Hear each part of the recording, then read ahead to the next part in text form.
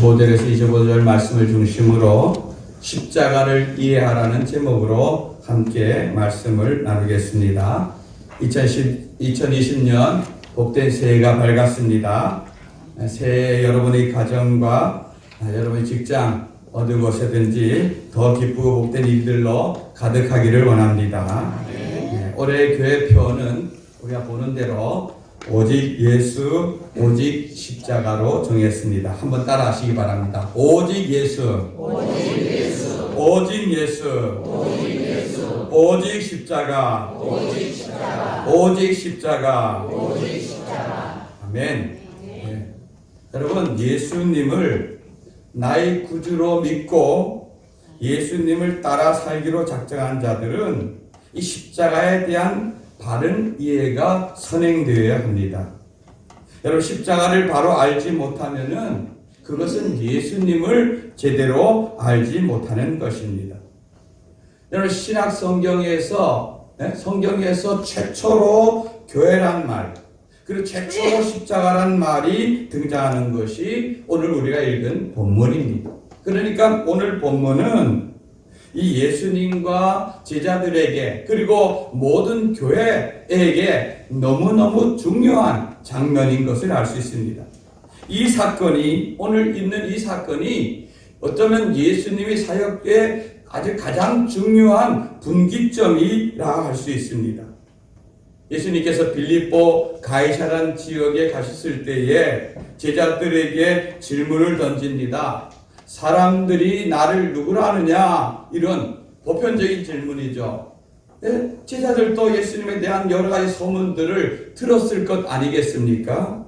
그런 그들을 듣고 물어볼 때에 사람들에 대해서, 예수님에 대해서 그 당시에도 예수님은 이런 분이다, 저런 분이다 말이 많았지만 사실 그것은 그렇게 중요한 문제가 아닙니다. 여러분, 오늘날도 예수님에 대한 세상 사람들의 평가는 수만 가지입니다. 수만 가지. 어떤 사람들은 세대, 4대 성인의 하나로 그렇게 꼽기도 하고, 또 어떤 사람들은 예수는 희대의 사기꾼이다 이렇게 말하는 사람들도 있습니다. 여러분, 그런데 그것이 그렇게 중요한 건 아닙니다. 자기 생각과 자기 관점에서 그렇게 보는 것, 그거는 누구나 다 할 수 있는 겁니다. 정말 중요한 것은 이 자리에 있는 여러분들이 예수님을 어떻게 아는가 하는 것입니다. 나에게 예수님은 누구입니까? 오늘 16장 15절 말씀을 우리 앞을 보고 한번 읽어보겠습니다. 시작. 이르시되 너희는 나를 누구라 하느냐. 예수님에 대한 다양한 소문들, 그건 그래 중요하지 않았는데 예수님께 정말 중요한 것은 지금 이 예수님을 스승이라 하고 함께 다니고 동고동락하는 이 제자들, 예수님을 배우고 알고 따르는 이 제자들이 예수님을 어떻게 아는가 하는 것은 정말 예수님께 중요한 일이었습니다. 여러분은 예수님을 누구라고 할 수 있습니까? 누굽니까, 여러분? 여러분의 예수님은 누구십니까? 여러분, 이 질문은 굉장히 중요한 겁니다. 그래서 한번 자신에게 반문해 보십시오. 나에게 예수님은 누구십니까? 나에게 예수님은 어떤 존재입니까? 사실 여기에서 믿음과 신앙이 고백되어지는 것입니다. 여러분, 이렇게 할 때 예수님께 이런 질문을 던졌을 때 베드로가 다음과 같이 고백했습니다. 16절 말씀을 읽어봅니다. 시작. 시몬 베드로가 대답하여 이르되 주는 그리스도시요 살아계신 하나님의 아들이십니다. 아멘. 여러분, 이 베드로의 신앙 고백은 정말로 멋진 고백입니다. 100점 만점에 100점짜리 고백인 것입니다. 여기는 예수님을 두 가지로 그는 설명하고 있는데, 첫째는 예수님은 그리스도십니다. 한번 따라합시다. 예수님은 그리스도십니다. 그리스도란 말은 메시아란 말을 헬라어로 번역한 그런 말입니다. 그런데 그리스도란 뜻은 기름 부음을 받은 자란 의미입니다. 여러분, 구약 성경에 보면은 기름을 부어서 하나님의 종으로 세우는 자들이 있었습니다. 누굽니까? 여러분 아시죠? 왕, 예, 왕, 선지자, 제사장, 선지자. 예. 왕을 세울 때 기름을 붓고, 제사장을 세울 때 기름을 붓고, 선지자를 세울 때 기름을 부었습니다. 이들은 하나님께 구별된 하나님의 종입니다. 하나님 나라 일을 하는 사람들입니다. 하는 것입니다. 근데 예수님께서도 그리도줍니다. 이 고백은 하나님께서 예수님에게 기름 부으셔서 하나님의 귀한 뜻을 이루기 위해서 이 땅에 보내진 자라는 그런 뜻인 것입니다. 여러분, 예수님은 이 땅에 오실 때 분명한 하나님의 목적을 갖고 오셨습니다. 예수님이 이 땅에 오신 목적이 무엇입니까? 무엇을 하라고 이 땅에 오셨습니까? 이미 그것은 저 예수님이 탄생하기도 전에 천사 가브리엘을 통하여서 혈육의 아버지 되는 요셉에게 준 이름 속에 그 답이 포함되어 있습니다. 마태복음 1장 21절 말씀을 앞을 보고 읽어보겠습니다. 시작. 아들을 낳으리니 이름을 예수라 하라. 이는 그가 자기 백성을 그들의 죄에서 구원할 자이심이라 하니라. 아멘. 너는 앞으로 너희 아내 될 마리아가 아들을 낳을 것이다. 근데 그 이름을 예수라고 하라. 이름을 예수라 하라. 그런데 예수란 이름의 뜻이 뭐냐면 구원자란 뜻입니다. 구원자. 예수님은 우리를 구원하기 위해 오셨는데 어디에서부터 구원하기 위해 오셨냐면은 죄에서 구원할 자라. 예? 우리 죄의 문제를 해결하기 위해서 예수님이 이 땅에 오신 줄 믿습니다. 베드로는요, 예수님이 우리를 구원하러 이 땅에 오신 구원자라는 것을 알았습니다. 그래서 예수님을 나 그리스도십니다 이렇게 고백했습니다. 두 번째는 뭐라 고백했습니까? 예수님은 살아계신 하나님의 아들입니다. 한번 따라합시다. 예수님은 살아계신 하나님의 아들이십니다. 네. 여러분, 하나님의 아들이란 말은 의미는 예수님이 하나님과 같은 신이신데 하나님의 보냄을 받아서 이 땅에 왔다는 것입니다. 여러분, 사실 이것은 대단히 놀라운 고백입니다. 왜냐하면 예수님은 지금 인간의 몸을 입고 이 제자들과 함께 지금 동고동락하면서 생활하며 살아갑니다. 여러분, 그 당시처럼 우리처럼 이렇게 목사와 여러분들이 주일날 한번 이렇게 만나고 예배 때만 만나고 이런 게 아니라 한번 여러분 우리가 한번 1년, 2년 한번 같이 살아보면 어떤 일이 일어날까요? 저 사람에 대한 모든 것을 다 압니다. 제가 2000년도 DTS 훈련을 받고 선교여행 갔을 때 2달 동안 같이 한 15명의 사람들이 어린아이부터 좀 나이 든 분들까지 함께 한방에 생활했어요. 나중에는요, 아이고 좀 민망한 표현이지만 다른 사람 부인이 어떤 팬티 색깔을 옷을 입고 있는지 왜? 알 수밖에 없죠. 같은 공간에서 거기서 다 옷도 빨고 널고 다 하니까 알 수밖에 없죠. 거기 한 2달 다니니까요, 속에 있는 거 다 나옵니다. 속에 있는 거 다. 저 사람이 어떤 사람이.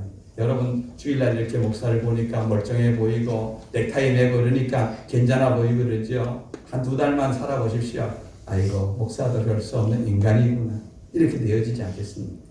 근데 예수님은 지금 제자들과 함께 1년이 넘는 시간을 함께 다니고 있습니다. 같이 먹고 같이 잠을 자고, 여러분 예수님도 피곤하면은 코를 고셨을 거고, 예수님도 식사를 하면은 화장실을 갔을 것이 분명한 사실인 것입니다.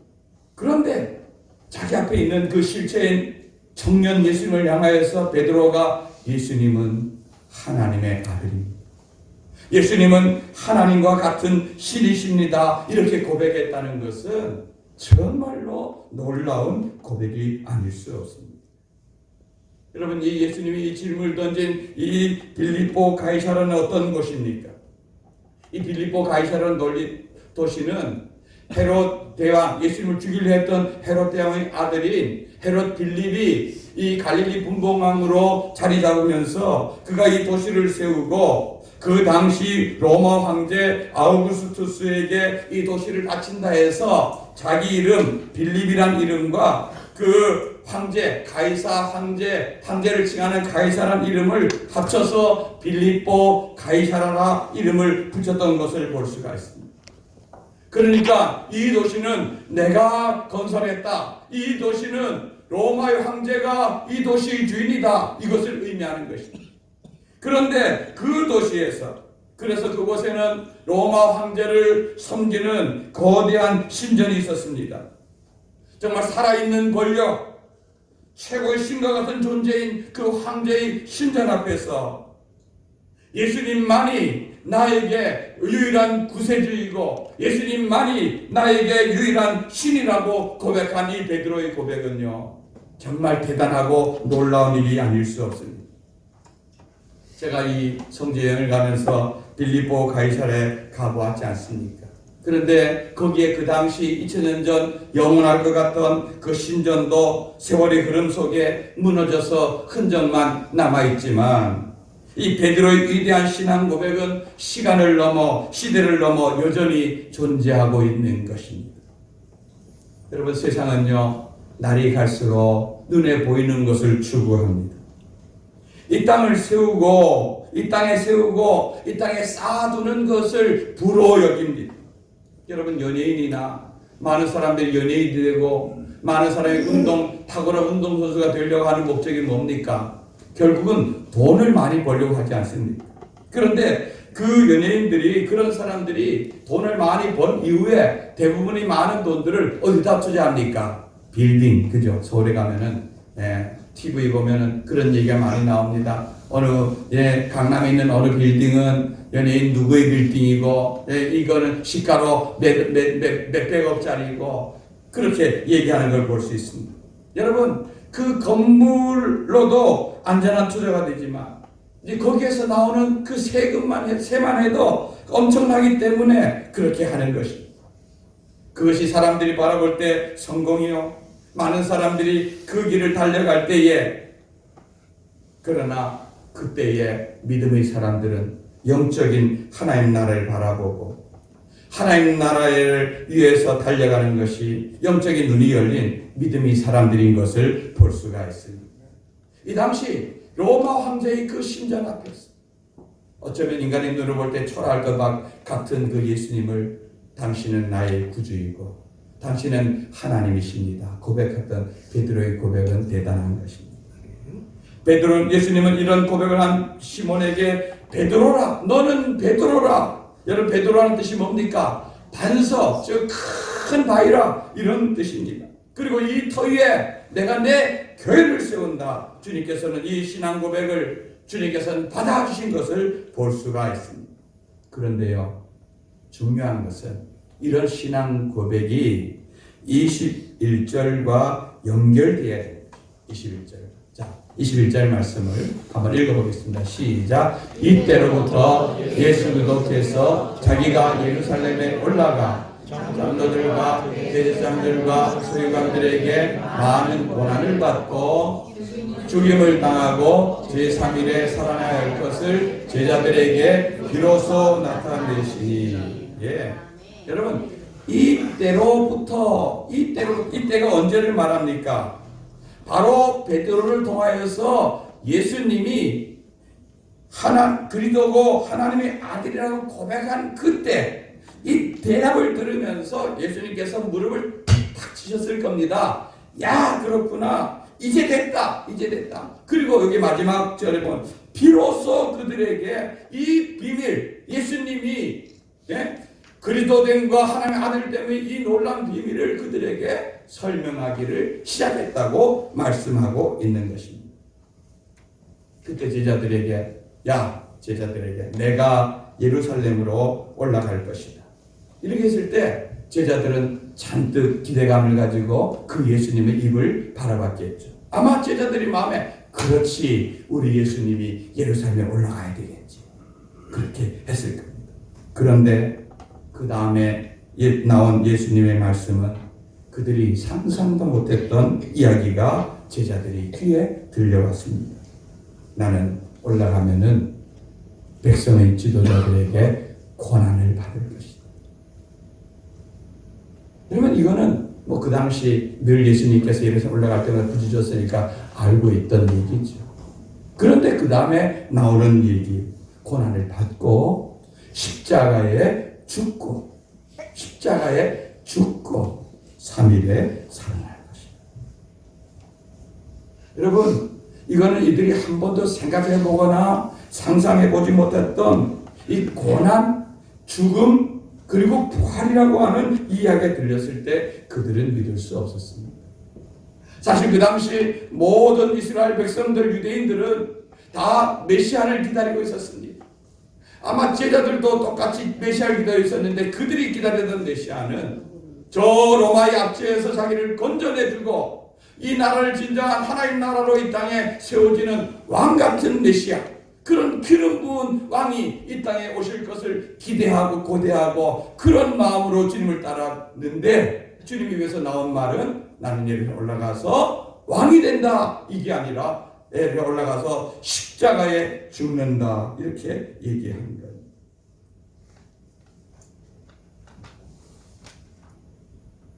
여러분, 제자들이 이해하고 있는 십자가는 그 당시 살인이나 강도 중에서도 아주 흉악범이나 이런 사람들을 공개적으로 처형하는 그런 틀인데, 인류를 구원하기 위해서 이 땅에 오시고 하나님의 아들 된 그 예수님이 거기 달려 죽는다는 것은 그들은 이해하기 어려웠을 것입니다.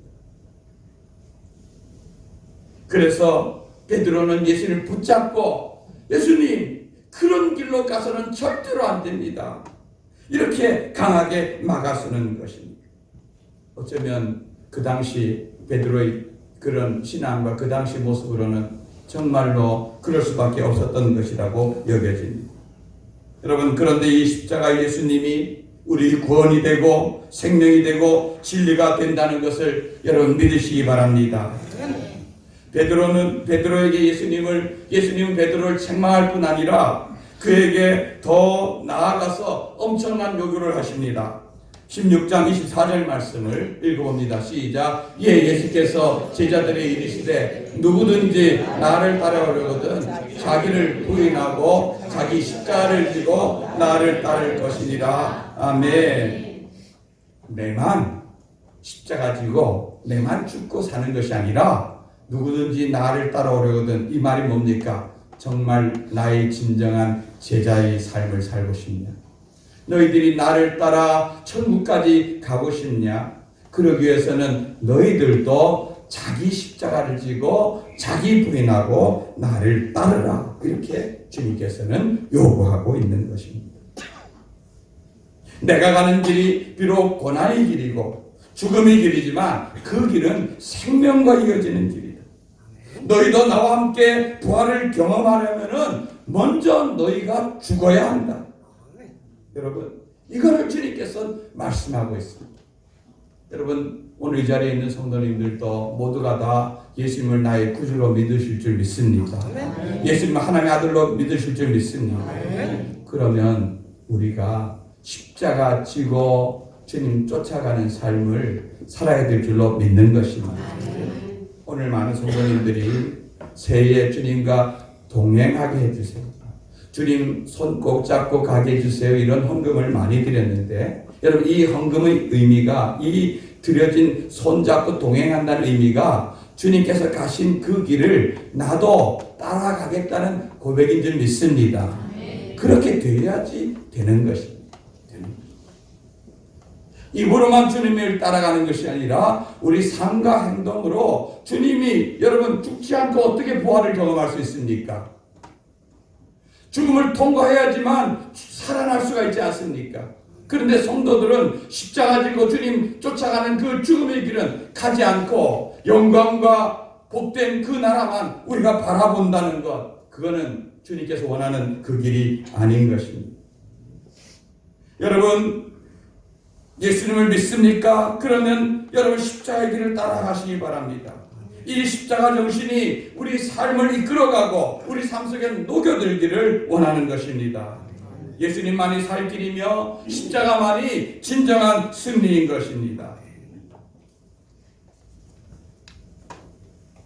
저는 지난 성탄절에 어떤 한 문장을 보고 그 말씀이 저희 마음속에 확 들어왔습니다. 예수님의 시작은 말구유이고 예수님의 마지막은 십자가다. 본헤퍼라고 하는 독일의 하나님 믿고 일찍 나치에 의해서 일찍 죽음을 당한 신학자가 한 고백이죠. 예수님의 시작은 구유이고 예수님의 마지막은 십자가. 그럼 이 말씀 한번 깊이 묵상해 보시기 바랍니다. 말구유 가장 낮은 곳 겸손하게 예수님 하나님이 그 말구유까지 낮아지었습니다. 십자가 그것이 이 세상에서 주님이 추구한 마지막 길이었습니다. 그 다음에 부활과 영광은 하나님께서 예수님께서는 거기까지 하셨고 그 다음에 일은 하나님께서 책임져 주시고 하나님께서 일으키신 것입니다. 여러분 우리가 주님을 따라간다는 것은 그 말구유를 따라간다는 것이고 십자가를 따라간다는 걸 의미하는 것입니다. 여러분 이게 십자가 정신이고 예수님이 걸어가신 길인 것입니다.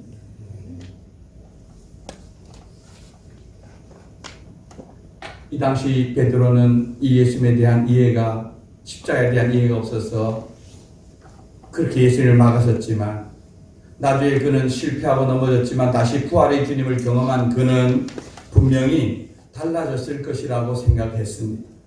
그래서 제가 이 설교를 준비하면서 베드로가 쓴 서신을 보면은 분명히 그의 서신에는 이 십자가 정신이 녹아 있겠구나 하는 생각을 해서 성경을 찾아보았습니다. 제 생각이 예상이 맞았습니다. 베드로전서 2장 20절 21절에 이렇게 기록되어 있습니다. 한번 읽어보겠습니다. 시작. 죄가 있어 매를 맞고 참으면 무슨 칭찬이 있으리요. 그러나 선을 행함으로 고난을 받고 참으면 이는 하나님 앞에 아름다우니라. 이를 위하여 너희가 부르심을 받았으니 그리스도도 너희를 위하여 고난을 받으사 우리에게 본을 끼쳐 그 자취를 따라오게 하려 하셨느니라. 아멘. 여러분 우리가 예수님 믿고 이 세상을 산다는 것이 무슨 의미입니까?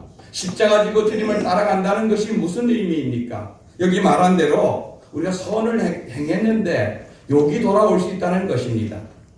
보통 우리가 선을 행했는데 욕이 돌아오면 어떻게 합니까? 더한 욕으로 갚아주는 거죠. 이건 세상이 하는 법입니다. 그런데 여기 보면은 우리가 선을 행함으로 고난을 받아도 참고 견디고 이겨내면은 그것이 하나님 앞에서 십자가 지고 주님 쫓아가는 삶이다. 이렇게 말하고 있고 예수님께서도 그렇게 자기를 죽이고 자기를 핍박하고 자기를 내던지는 그들조차도 주님께서는 하나님 저들은 자기들이 하는 일을 모릅니다. 저들을 용서해 주세요. 자기 제자들 자기를 팔아먹는 제자들조차도 주님은 긍휼과 사랑의 눈으로 봐시면서 요한복음 14장 1절 말씀처럼 제자들을 사랑하시되 끝까지 사랑한 실패하고 넘어지고 좌절하고 예수를 부인해도 끝까지 그 사랑함으로 붙잡아 안으시고 그들을 끌어안으신 것이 십자가 주님의 정신이고 길인 줄 믿습니다. 저는 이 예수님의 십자가의 정신을 우리가 예수님을 믿음으로 고백한다면 그 삶이 우리들의 길을 따라가는 복된 새해가 되기를 원합니다. 결국 베드로는요 우리가 아는 대로 저 로마에서 그는 마지막을 그는 순교의 제물로 드립니다. 베드로가 로마 감옥에 깊은 곳에 있을 때 그의 아내가 찾아가서 베드로를 만났습니다. 여러분 이 남편이 다시 살아 돌아오지 못한다는 것을 그는 알고 있습니다. 그때 그 남편에게 여러분 그 아내가 뭐라고 격려했는지 아십니까? 예수님을 깊이 생각하세요. 예수님을 깊이 생각했어요. 전에는 당신이 예수님을 부인하고 당신 살려고 했지만 예수님이 가신 그 십자가의 길을 깊이 생각하고 끝까지 승리했어요. 베드로도 마지막 그가 십자가형을 달렸을 때 우리 스승 예수님이 십자가에 달려 똑바로 돌아갔는데 나 같은 죄인이 어떻게 예수님 같이 똑같이 달려 죽을 수 있는가? 나는 십자가에 거꾸로 달아달라 그래서 거꾸로 더 고통스럽게 그는 마지막 죽음을 죽었다는 이야기가 우리 전해오고 있지 않습니까? 여러분, 저는 2020년에 우리 삶에 실질적으로 십자가의 흔적을 우리가 담기를 원합니다. 말씀을 정리합니다.